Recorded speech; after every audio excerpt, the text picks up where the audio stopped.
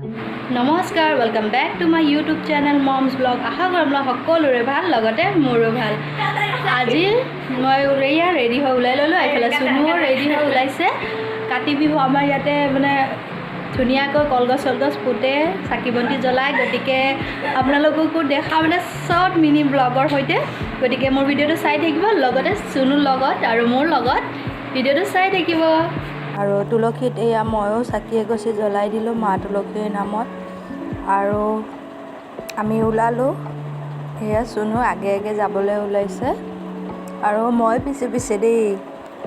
আৰু এয়া চক নাই, ইমান ধুনীয়াকৈ চাকি গছি জ্বলাই থৈছে।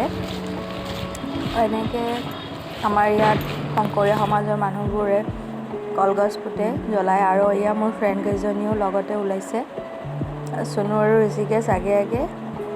আৰু এয়া চাওকচোন, ইমান ধুনীয়া লাগিছে, সকলোৱে চাকি জ্বলাইছে। যদি ভিডিঅ'টো চাই ভাল লাগিলে লাইক কমেণ্ট শ্বেয়াৰ আৰু ছাবস্ক্ৰাইব কৰিব।